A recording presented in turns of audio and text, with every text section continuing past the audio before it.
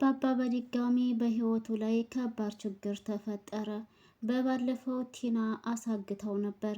ዛሬም ደግሞ እንዲገደል ብላ ትዕዛዝ የሰጠችው ሰውዬ አባባን በወጣበት ሊያስቀረው ሲል ግን የሆነች ልጅ በመጮህ ያ ሰውዬ አባባን ጥሎት በመሄድና ሰውየውም ካጠገቡ እንዳመለጠ አባባም ወደ ቤት እንደመጣ ነው ያየ ነው።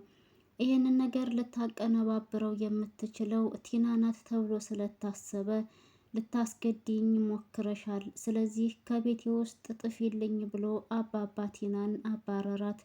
ቲና ይህንን ንግግር ስትሰማ መቋቋም አቃታት። ከዚህ ከቤት ውስጥ በጭራሽ መልቀቅ አትፈልግም። ካሌብም ቲናን እንደዚህ አይነት ነገር እንዳደረገች ሲያውቅ ሰላም ሰላም፣ ውድና የተከበራችሁ የቻናሌ ቤተሰቦች እንዴት ናችሁ? ደህና ናችሁ ወይ? ሰላም ናችሁ ወይ? እኔ ሰላም ነኝ አልሐምዱሊላ። እንዴት ተለመደው ወደ ቻናሌ በአዲስ ቪዲዮ ተከስቻለሁ። ቤተሰብ ቪዲዮ ስትጀምሩ በላይክ ጀምሩት። ቆይታችሁ ከኔ ጋር ይሁን። ቲና በድጋሚ ከባድ ችግር ውስጥ ገብታለች። በባለፈው አባባን አሳግታ ነበረ። ዛሬ ላይ ደግሞ አባባ መገደል አለበት ብላ ትሁትን ፈልጎ ከመጣው ሰውዬ ጋር ተመሳጥራ አባባ በወጣበት እንዲገደል ትዕዛዝ ሰጥታ ነበረ። ያም ሰውዬ አባባን ተከታትሎ ሊያጠቃው ቢሞክርም ግን አባባም የዋዛ አልነበረምና ሰውየውን ግት ግት ይይዘዋል።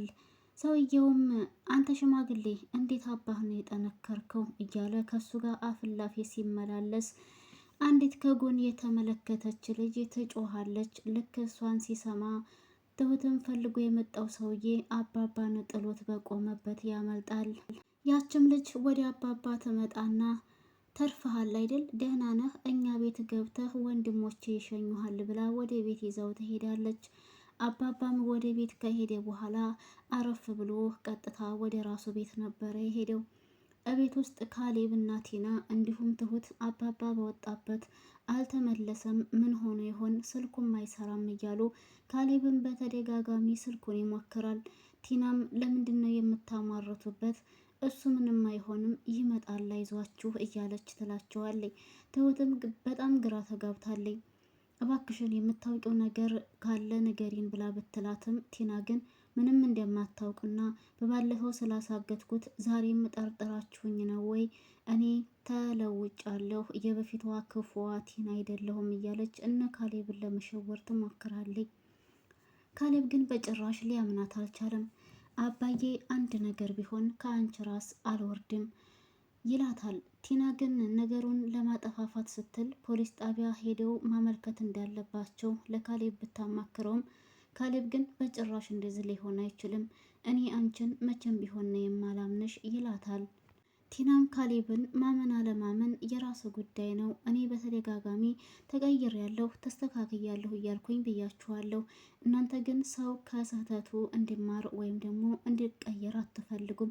ሁልጊዜም እኔን ጥፋተኛ አድርጋችሁ ነው የምታዩኝ እያለችም እና ከዛ በኋላ ካጠገባቸው ተነስታ ትሄዳለች። ካሌብም ይቺ አስመሳይ የሆነች ልጅ እኔ መቼም ቢሆን አላምናትም ይላል። ቲናም መኝታ ክላሷ ተገባች በኋላ ቀጥታ አባባን አግት ወደ ተባለው ሰውዬ ነበር የደወለችው። ያ ማለት ትሁትን ፈልጎ የመጣው ሰውዬ ማለት ነው።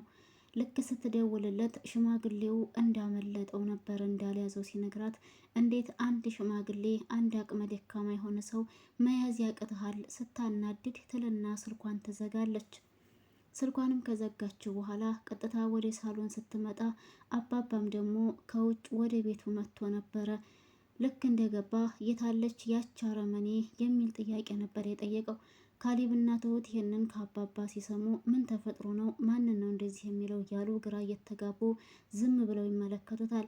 አጋጣሚ ሆኖ እሷም ቶሎ ብላ መጣችና አባዬ እንኳን ደህና መጣህ፣ በጣም ቆይተህ እኮ አስጨነከን ብላ እቅፍ ልታደርገው ስትል አባባም ደግሞ ወደዛ ዞር በይልና ገፍትሮ ወደ ሶፋ ላይ ይጥላታል።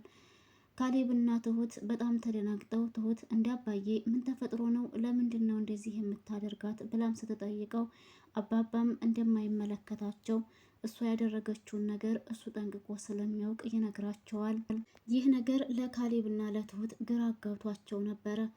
እሺ በባለፈው አሳገትሽኝ፣ ዛሬም ደግሞ ልታስገድኝ ነበር።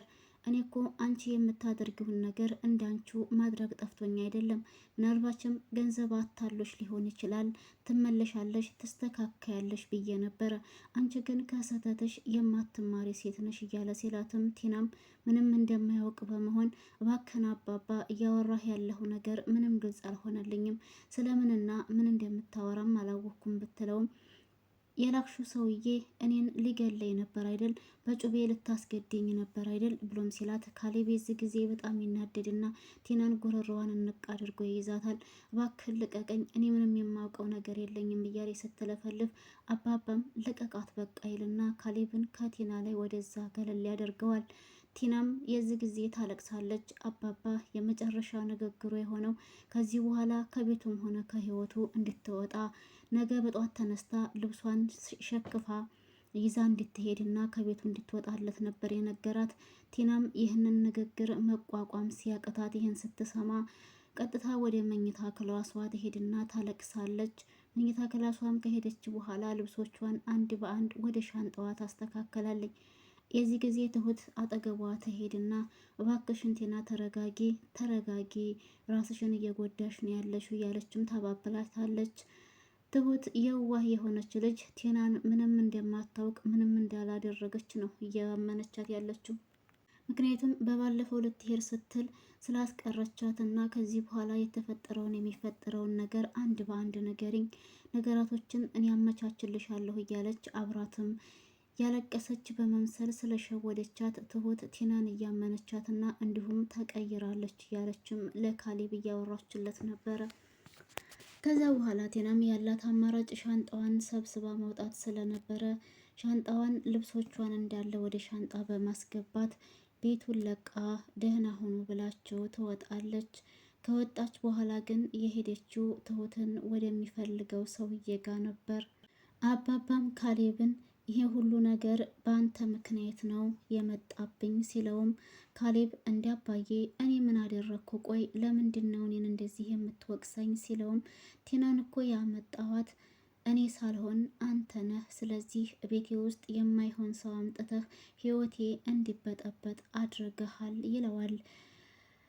ትሁት ከቲና ጋር ተቀምጣ ባለችበት አጋጣሚ ስልኳ ይደወላል። ልክ ሲደወልላት ስልኩን አንስታ አሎ ትላለች። የደወለው እሷን ፈልጎ የመጣው ሰውዬ ነበር። ትሁቴ ብሎ ሲጠራት ድንግጥ ትልና ያንን ስልክ ዝግት ታደርገዋለች። ቲናም ደግሞ ማን ሊደውል እንደሚችል ስላወቀች እንዴ ትሁቴ ምን ሆነሽ ነው? ለምንድን ነው ስልኩን የዘጋሹ? ስትላትም አይ ምንም አልሆንኩኝ የተሳሳተ ስልክ ስለሆነ ነው ትልና ከአጠገቧ ተነስታ ወደ ኪችን ትሄድና ቀጥታ ወደ ተደወለላት ስልክ ትደውላለች። ልክ ስትደውልም ሰውየውም ስሜን ድምፄን አልረሳሹም ማለት ነው ይላታል። ትሁትም እባክህን ህይወቴን ልኑርበት፣ ቆይ ለምንድን ነው የማትተወኝ? ይህንን ያክል ምን ባደርግህ ነው ትለዋለች።